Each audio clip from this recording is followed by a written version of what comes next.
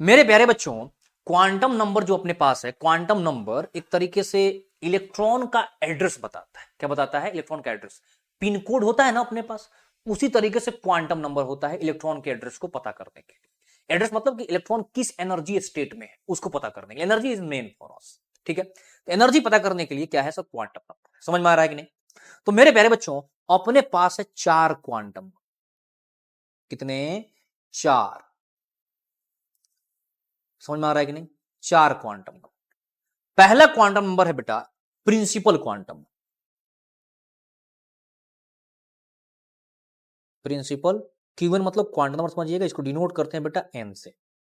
किससे करते हैं? N, small N. जिससे मोल को करते थे ना, उसी से इसको भी डिनोट करते हैं।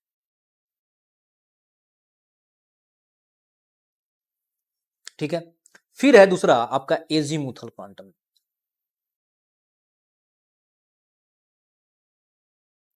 एजीमुथल क्वांटम नंबर के ना कई सारे नाम से, जैसे secondary quantum number, subsidiary quantum number, angular momentum quantum number, यानी कि जो भी दिखे ना 10 अलग अलग नाम से समझ जाना कि एजीमुथल क्वांटम नंबर है। ठीक है कि नहीं? तीसरा है बेटा मैग्नेटिक क्वांटम नंबर। तीसरा है मैग्नेटिक क्वांटम नंबर, जिसको हम लोग एम से डिनोट करते हैं। आ रही है बात समझ में कि नहीं? किसे डिनोट करते हैं सर? एम से करते हैं। क्लियर है? आइए नेक्स्ट जो है बेटा, नेक्स्ट जो है ध्यान दीजिएगा, स्पिन क्वांटम। इसको डिनोट करते हैं बेटा एस से।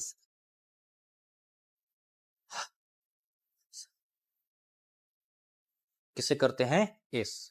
एकदम ध्यान से सुनते चलो मेरी बात। प्रिंसिपल क्वांटम नंबर जो है मेरे प्यारे बच्चों, ये जो क्वांटम नंबर है ये बताता है सेल्स के बारे में। सेल बेचने वाला सेल्स से सेल्स के बारे में बताता है, या इसको हम लोग ऑर्बिट भी बोलते हैं ना, ऑर्बिट के बारे में बताता है। या आप बोल सकते हैं कि ये मेन एनर्जी लेवल्स के बारे में बताता है। किसके बारे में?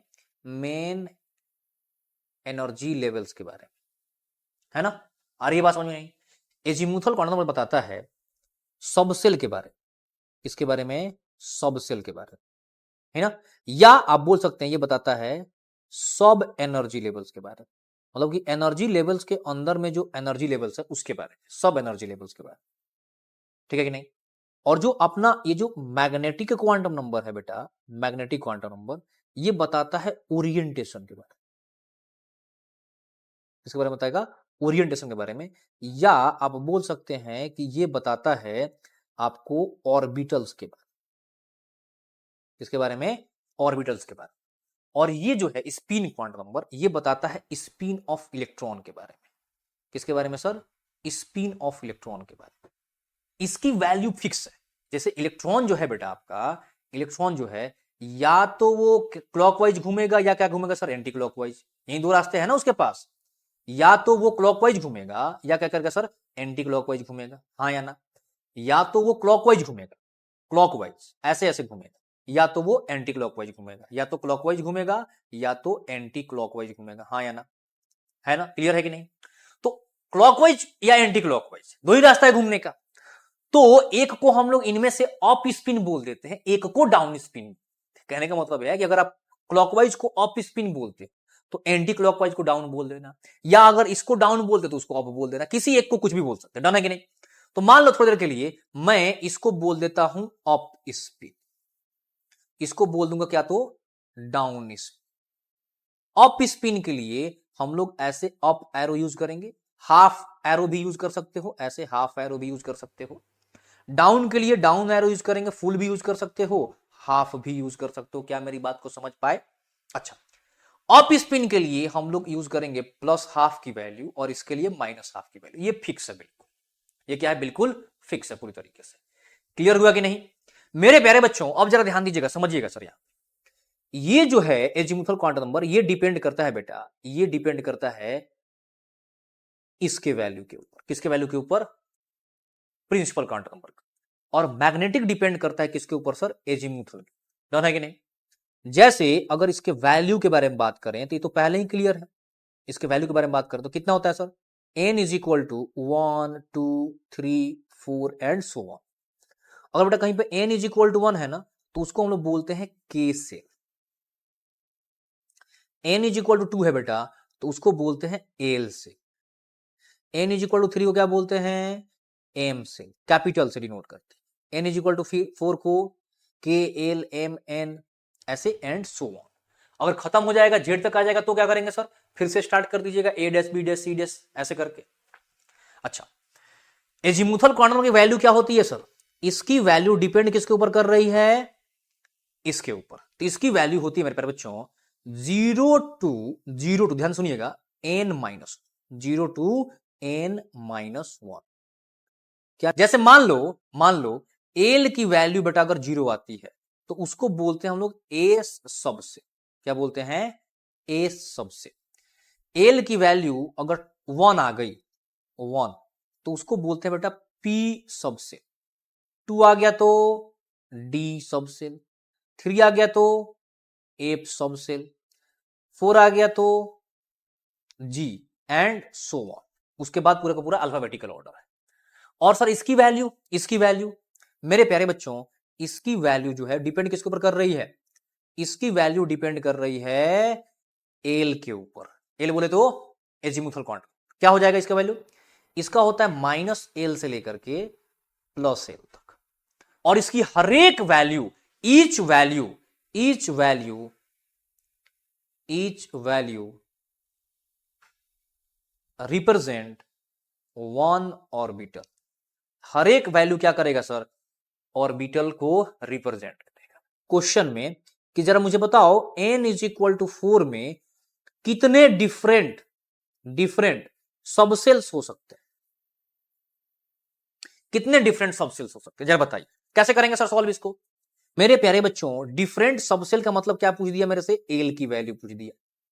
एन की वैल्यू बोला, एन की वैल्यू दिया हुआ है, एन की वैल्यू दिया हुआ है।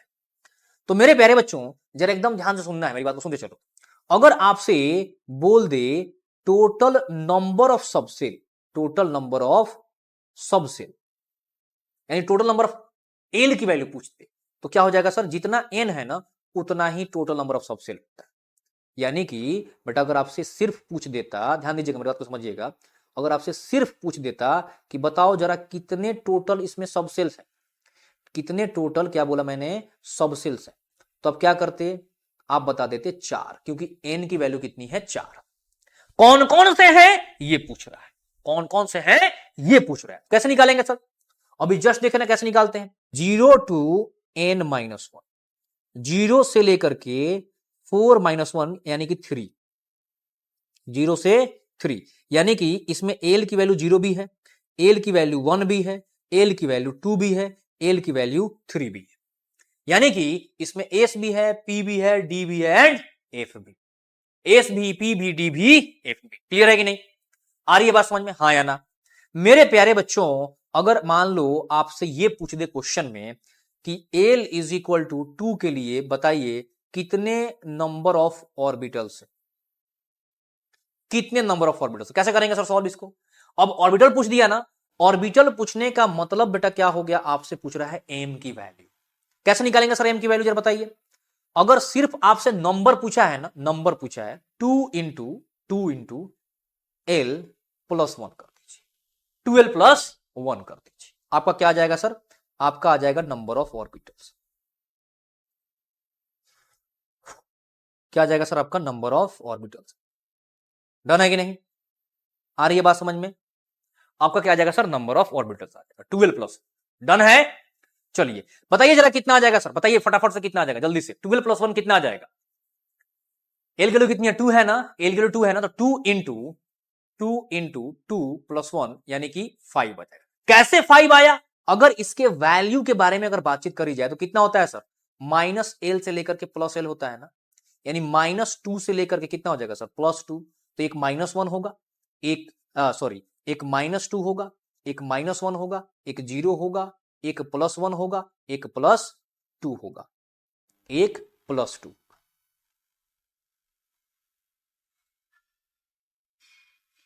है ना? एक -2 के लिए, एक -1 के लिए, एक 0 के लिए, एक माइनस। ठीक है कि नहीं? 5 क्या हो गए? ऑर्बिटल्स हो गए। एक क्वेश्चन मान लो ऐसे बोल दूं, एक क्वेश्चन ऐसे बोल दूं n इज इक्वल टू 4 के लिए, क्या l is equal to 4 possible है। n इज इक्वल टू 4 के लिए आप बोल सकते हैं कि जो l की वैल्यू होगी कितनी होगी सर, 0 से लेकर के 4 - 1 दैट इज 3, यानी कि l की वैल्यू 0 होगी, 1 होगी, 2 होगी, 3 होगी, बट कभी भी 4 नहीं होगी। तो क्या आंसर होगा, नॉट पॉसिबल, नॉट पॉसिबल। अब इसके बाद फटाक से क्या करते हैं, शेप के बारे में बात करते हैं, शेप के बारे में बात करते हैं। बेटा एस का जो शेप होता है वो स्फेरिकल होता है। कैसा होता है, स्फेरिकल। पी का जो बेटा शेप होता है ना वो डम्बल शेप होता है, यानी कि आप बोल सकते हो कि दो स्फीयर जोड़ दो, आप बोल सकते हो कि दो स्फीयर जोड़ दो और बीच में क्या होता है सर, न्यूक्लियस होता है। ठीक है। डी का जो शेप होता है बेटा वो डबल डम्बल होता है, ऐसे और ऐसे जनरल। एफ का और कॉम्प्लिकेटेड कर दो, जैसे इसमें 0, इसमें 2 0, इसमें 4 0, एक 0 ऊपर एक 0 नीचे कर दो तो एफ का सेल एफ का शेप हो जाएगा। समझ में आ रहा है कि नहीं? और आगे बढ़ेंगे तो क्या होगा सर, और कॉम्प्लिकेटेड होता चला जाएगा। अच्छा, अब बेटा जो ये जो एस है ना इसमें एक ही ऑर्बिटल्स होते हैं, इसमें एक ही ऑर्बिटल्स होते हैं। नंबर ऑफ ऑर्बिटल्स जो है, नंबर ऑफ ऑर्बिटल्स जो है वो क्या है सर, एक ही है। समझ में आ रहा है कि नहीं? कैसे एक ही है सर, एस के लिए एल की वैल्यू जरा बताओ तो बेटा कितनी है, 0 है ना, तो 0 से -0 से +0, एक ही 0 है ना, तो 0 हो जाएगा। तो इसमें नंबर ऑफ ऑर्बिटल्स कितने हैं सर, 1 है, 1 है। कितने हैं, 1 है। तो इसमें सिर्फ एक डब्बा। सर पी बोले तो पी इज इक्वल टू क्या होता है, 1, तो इसमें नंबर ऑफ ऑर्बिटल कितने हैं सर, 3। समझ रहे हो कि नहीं? पी के लिए वैल्यू कितनी होती है, 1 होती है, तो बेटा एम की वैल्यू कितनी हो जाएगी, -1 से +1, यानी कि -1 0 +1 3 हो जाएगा ना। समझ में आ रहा है कि नहीं, क्लियर हो रहा है? तो मेरे प्यारे बच्चों इसमें कितने ऑर्बिटल्स हैं, 3 ऑर्बिटल्स, 3, इसमें 3 ऑर्बिटल्स है। डी में क्या हो जाएगा, 5 ऑर्बिटल्स, डी में कितना हो जाएगा, 5 ऑर्बिटल्स। डन। पीएक्स का मतलब है कि जो ये जो दिख रहा है ना शेप, एक्स एक्सिस के लॉन्ग है। किसके लॉन्ग है सर, एक्स एक्सिस। जैसे मान लो कि ये एक्स एक्सिस है, ये एक्स एक्सिस है, तो इसके एलोंग है ये आपका पी, ये हो गया न्यूक्लियस। न्यूक्लियस को हम लोग क्या करते हैं सर, ओरिजिन मान, ये हो गया पीएक्स।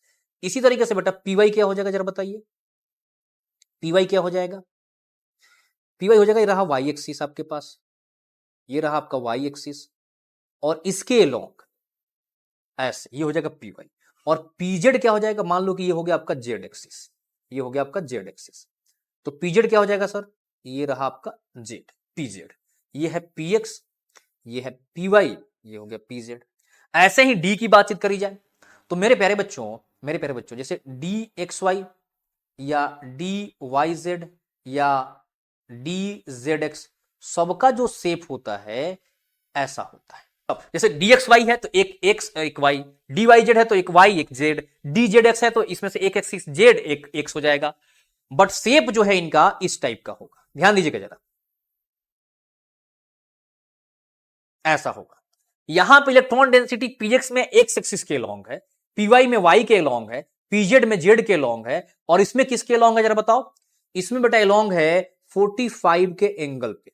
किस पे लॉन्ग है, 45 के एंगल पे। कोई पूछे कि जरा मुझे बताओ डीएक्स वाई, वाई जेड और डीजेड एक्स में कि जो आपका क्या बोलते हैं वो जो इलेक्ट्रॉन डेंसिटी है वो किसके लॉन्ग है, क्या जवाब दोगे जरा बताओ, किसके लॉन्ग है सर, 45 के एंगल के लॉन्ग।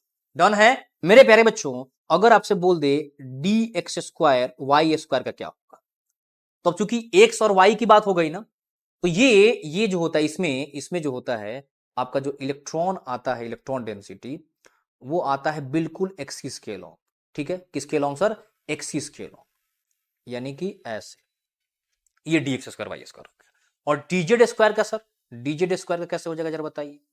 अब देखो सिर्फ इसमें जेड है ना, तो इसकी मैक्सिमम इलेक्ट्रॉन डेंसिटी जो होती है वो जेड एक्सिस के लॉन्ग, किसके लॉन्ग होगी, जेड एक्सिस। जैसे सपोज दैट कि ये जो एक्सिस है जेड है, ये एक्सिस एक्स था, ये वाई था, ये जेड एक्सिस है। समझ में आ रहा है कि नहीं? तो किसके लॉन्ग होगी सर, सिर्फ जेड के, ऐसे। ये जो होता है थोड़ा सा इलेक्ट्रॉन डेंसिटी न्यूक्लियस के चारों तरफ भी, जिसको बॉडी से बेबी सूथर शेप भी बोलते हैं, बेबी सूथर शेप या डोगनट शेप भी बोलते हैं, डोनट शेप। लगभग क्या होता है सर, आपका चैप्टर जो है ये कंप्लीट होता है और फिर हम लोग क्या करेंगे सर, अभी प्रैक्टिस कर लेंगे, फटाफट से प्रैक्टिस कर लेंगे। देखो ये D X Y Y Z में क्या है, जैसे मान लो कि एक्स वाई की बात करते हो तो ये एक्स एक्सिस, ये वाई एक्सिस, इलेक्ट्रॉन शेप समझ में आ गया ना, बिटवीन द एक्सिस होगा, और जो मैक्सिमम इलेक्ट्रॉन डेंसिटी होगा कहां पर होगा सर, 45 के एंगल पर दिख रहा है। इसमें कहां पर है, एक्सिस के लॉन्ग। पीएक्स में कहां पर, एक्स के लॉन्ग, एक्स एक्सिस के लॉन्ग। पीजेड में कहां पर है, जेड एक्सिस के लॉन्ग। बात समझ में आ रहा है कि नहीं? तो इसमें मान लो पूछ दे कि बताओ डीएक्सवाई में एक्सिस कौन कौन होगा, एक्स और वाई। इलेक्ट्रॉन डेंसिटी कहां पर होगा सर, 45 के एंगल पे। 45 के एंगल पे क्या होगा, इलेक्ट्रॉन डेंसिटी। वाईजेड में कहां पर होगा सर, सबसे पहले तो देखो वाई और जेड क्या हो जाएगा, एक्सिस, और किसके एंगल ले लॉन्ग हो जा रहा होता, 45 के। जेड एक्स में क्या होगा, तो एक जेड और एक एक्स हो जाएगा, दो। क्लियर हुआ, हाँ या ना? तो मेरे प्यारे बच्चों जरा फटाफट से बताइए, यहां तक समझ में आ गया। अब इसके बाद जो सबसे लास्ट टॉपिक है बेटा, वो है इलेक्ट्रॉनिक कॉन्फ़िगरेशन। मेरे प्यारे बच्चों, इलेक्ट्रॉनिक कॉन्फ़िगरेशन के लिए जरा ध्यान से समझिए मेरी बात को। 3 प्रिंसिपल्स फॉलो होते हैं। कितने, 3। एक है बेटा ऑफ-बाउ प्रिंसिपल, एक है ऑफ-बाउ प्रिंसिपल। दूसरा जो प्रिंसिपल है वो है Pauli principle, Pauli rule. Third जो है वो क्या है सर, हुंड्स रूल। देखो ध्यान से सुनना थोड़ा सा, इसमें जो सबसे मेन है, ये ऑफ-बाउ क्लियर हो गया तो सब कुछ क्लियर हो जाएगा। ऑफ-बाउ जो है बेटा, ये है n+l रूल पे बेस्ड। किस पे है, n+l रूल पे बेस्ड, रूल पे बेस्ड है। किसके लिए, multi electronic species, for multi electron species. n+l का मतलब क्या हो गया, देखो अगर n+l की वैल्यू मैक्सिमम है, इसका मतलब है कि उसकी एनर्जी भी जो है, एनर्जी भी क्या है, मैक्सिमम है। ठीक है कि नहीं? अगर n+l की वैल्यू मिनिमम आ रही है, कम आ रही है, इसका मतलब क्या है कि एनर्जी भी जो है वो क्या है, मिनिमम है। और n+l की वैल्यू सेम आ गई, दो चीजों में n+l की वैल्यू सेम आ गई, तो जिसका n मैक्सिमम है, उसकी एनर्जी जो है वो क्या है सर, मैक्सिमम। क्लियर है कि नहीं? अच्छा, पॉली साहब बोलते हैं in same orbital spin off electron must be opposite. ठीक है, लगी एक ही ऑर्बिटल है, जैसे मान लो कि अगर ये एक ऑर्बिटल है बेटा, तो इसमें इलेक्ट्रॉन का जो स्पिन होना चाहिए अपोजिट होना चाहिए, जैसे एक अप है तो एक डाउन होना चाहिए। ठीक है कि नहीं? या आप उल्टा भी बोल सकते हो, आप ऐसे भी बोल सकते हो कि सर एक डाउन है तो एक अप होना चाहिए, ये डाउन है तो एक क्या होना चाहिए, अप होना चाहिए। दोनों अप ना, या दोनों डाउन ना। हुंड साहब बोलते हैं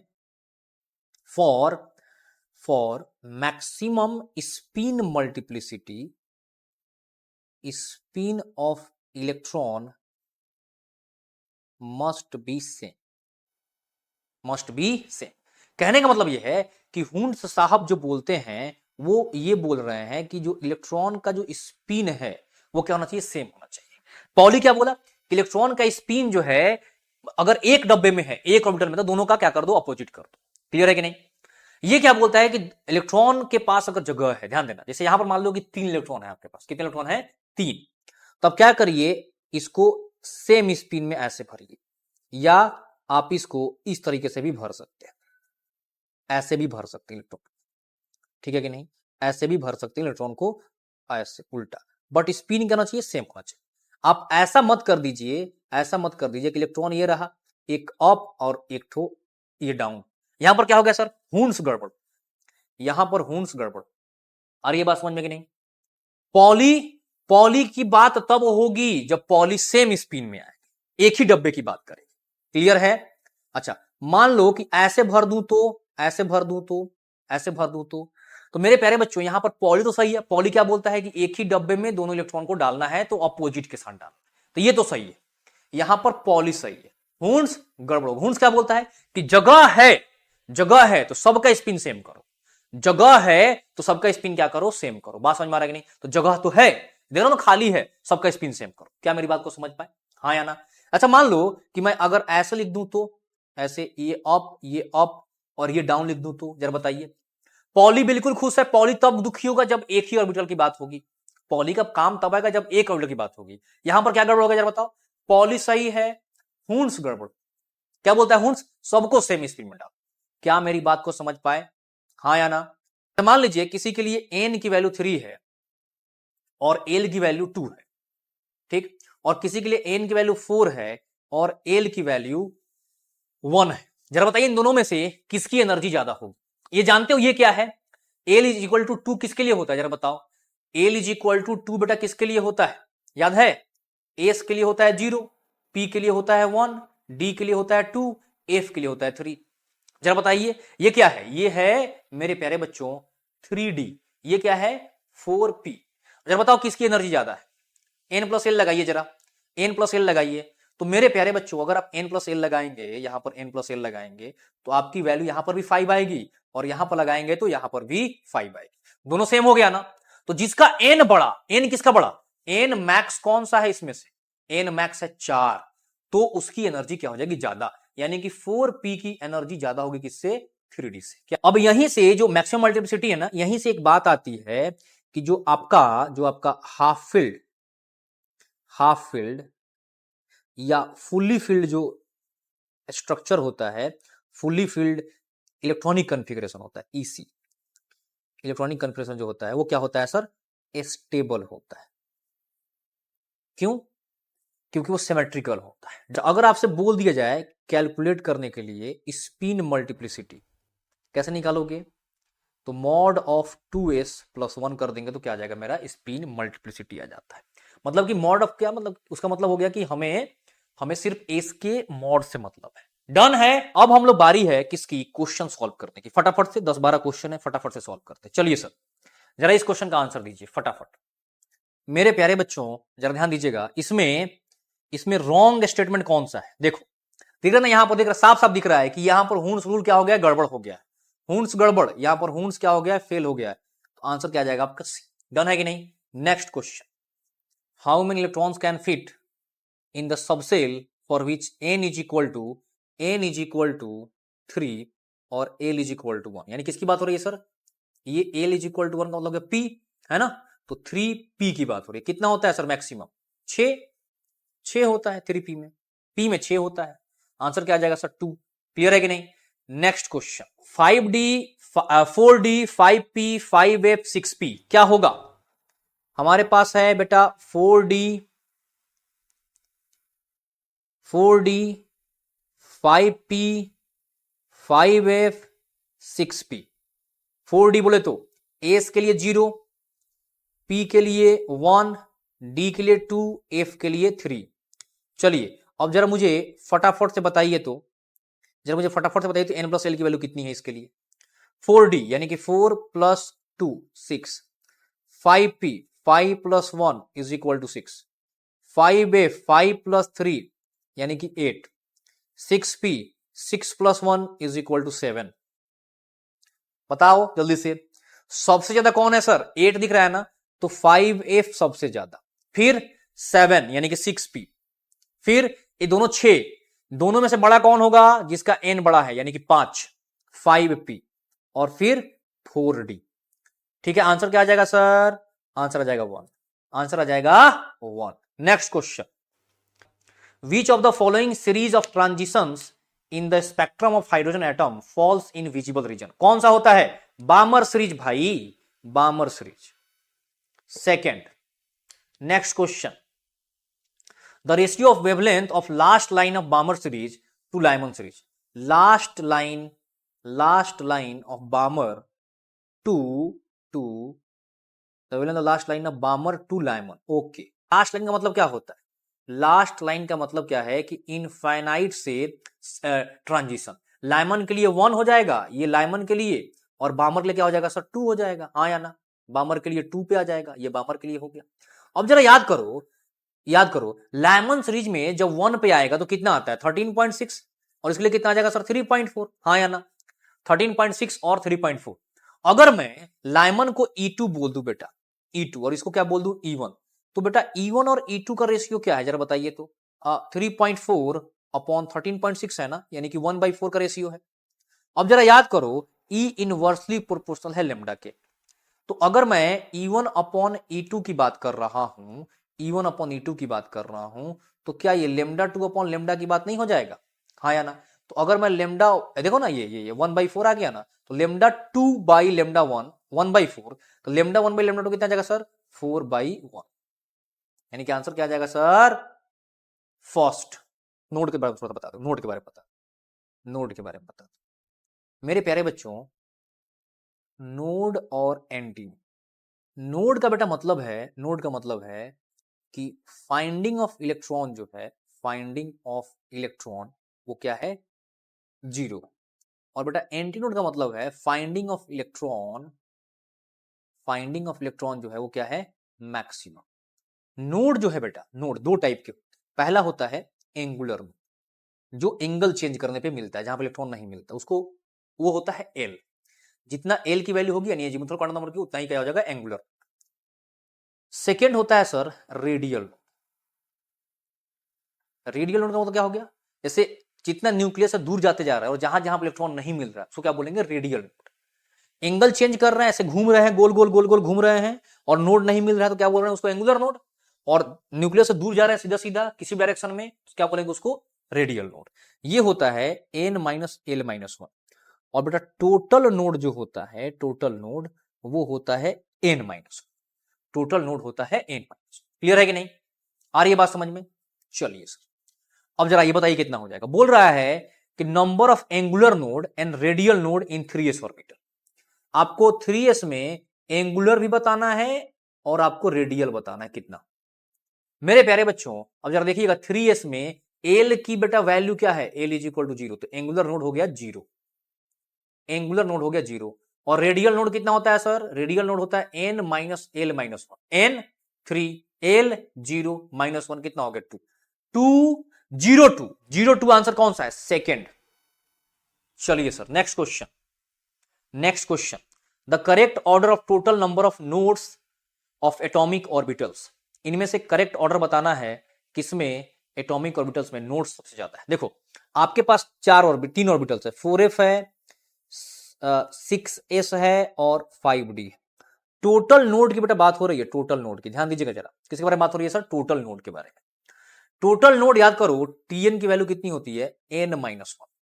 तो यहां पर जाएं, n-1 करें तो कितना आ जाएगा? 4-1 यानी कि 3, यहां पर 6-1 यानी कि 5, यहां पर 5-1 यानी कि 4। किसमें ज्यादा है सबसे सर? 6s में, फिर 5d में, फिर 4f। यानी कि आंसर क्या आ जाएगा? 2, 6s 5d then 4f। Clear है? Next question. Orbitals having 3 angular node and 3 total node. Angular का मतलब कि एल की वैल्यू जहां पर 3 किसके लिए होता है? एफ के लिए। तो देखो जरा एफ कौन सा, एक ही दिख रहा है भाई, थर्ड ऑप्शन। ठीक है, और वहां पर टोटल भी कितना है? एक 3 ही है। कैसे? टोटल में 4-1 करो, 3 आ रहा है ना। यहां पर रेडियल नोड है ही नहीं, सिर्फ क्या है? Angular node. कोई पूछता बताओ 4f में रेडियल नोड कितना है, तो क्या जवाब होता? जरा बताओ। 0। कैसे निकालते? 4 - l मतलब 3 - 1, 0 आ जाता। नेक्स्ट क्वेश्चन है बच्चों, ध्यान दीजिएगा जरा। अ पार्टिकुलर रेडियो स्टेशन, ये एनसीईआरटी का क्वेश्चन है जो नीट में पूछा हुआ था, जिसमें फ्रीक्वेंसी कितनी है? इतनी है, और आपको बताना है वेवलेंथ कितना होगा। मेरे प्यारे बच्चों अभी जस्ट आपको बताया था कि बेटा wavelength is equal to c upon lambda होता है। C upon sorry, frequency is equal to c upon lambda होता है। तो आपका वेवलेंथ इज इक्वल टू क्या हो जाएगा? सी अपॉन फ्रीक्वेंसी। हाँ या ना? तो मेरे प्यारे बच्चों जरा ध्यान दीजिएगा, सी की वैल्यू कितनी है? 3 × 10⁸, और बेटा फ्रीक्वेंसी कितनी है? 1368 किलो हर्ट्ज। किलो हर्ट्ज मतलब 10⁻³ हर्ट्ज। ठीक है, हर्ट्ज मतलब पर सेकंड को हर्ट्ज बोलते हैं। डन है? आप आ जाइएगा, सॉल्व करिएगा, इसका आंसर आ जाएगा। सॉल्व करिएगा, लेमडा की वैल्यू आ जाएगी। सॉल्व हो जाएगा ना? चलो नेक्स्ट क्वेश्चन। आपको E1 E2 दिया हुआ है, दो रेडिएशन का 25 और 50 रिस्पेक्टिवली। आपको radiation, the relation between their wavelength बताना है। एक लाइन का क्वेश्चन। E1 E2 दिया हुआ है कितना? 25/50 है ना? तो यही रिलेशन किसका हो जाएगा सर? उल्टा करके λ2/λ1 है ना? तो 1 देखो, λ2/λ1 इज इक्वल टू 1/2 हो गया, तो मैं बोल सकता हूं ना λ1 is equal to cross multiply करके 2 लैम्डा 2। आंसर क्या आ जाएगा सर? आंसर आ जाएगा सेकेंड। क्लियर हुआ? चलो sir next, if radius of Bohr's orbit, if radius of second Bohr's orbit, ध्यान दो, if radius of second Bohr's orbit helium plus का इतना है, तो पूछ रहा है कि what is the radius of third Bohr's orbit. Third Bohr orbit का रेडियस पूछा। रेडियस इज इक्वल टू, बेटा याद है ना क्या होता है, R is equal to R naught N square by Z, है ना, यही होता है ना, R naught N square by Z. प्यारे बच्चों, अगर मैं आर हीलियम प्लस की बात करूं तो आर नॉट तो सेम है ना। किसके बारे में बात कर रहा है सर? ये बात कर रहा है थर्ड सेकेंड की। तो सेकेंड के लिए एन की वैल्यू 2, थर्ड के लिए एन की वैल्यू 3 हो जाती है। तो और हीलियम के लिए सर जेड की वैल्यू कितनी हो जाएगी? हीलियम प्लस के लिए बेटा जेड की वैल्यू कितनी हो जाएगी? 2 हो जाएगी। और लिथियम 2 प्लस के लिए जेड की वैल्यू हो जाएगी 3। चलिए पुट करिए, R naught N square, second की बात कर रहे हैं ना, तो 2 का स्क्वायर अपॉन 2 कितना आ जाएगा सर? 2 आर नॉट, है ना। और लिथियम 2 प्लस के लिए बेटा कितना आ जाएगा? R naught N square that is 3 का होल स्क्वायर अपॉन 3 कैंसिल हो जाएगा, है ना। जैसे देखो ये 2 से एक 2 कैंसिल हो गया, 2 स्क्वायर कितना आ जाएगा सर? ये आ जाएगा 3 आर नॉट। समझ में आ रहा है कि नहीं? मुझे निकालना है लिथियम का, तो R lithium 2 plus upon R helium plus is equal to 3 R naught upon 2 R naught. R naught से आर नॉट कैंसिल हो गया, क्या आ गया? 3/2। तो मुझे अगर आर एल 2 प्लस निकालना है तो मैं क्या कर दूंगा? 3/2 रेडियस ऑफ हीलियम 2 प्लस कितना है सर? इंटू कर दो 105.8 से, 105.8 से। क्लियर है?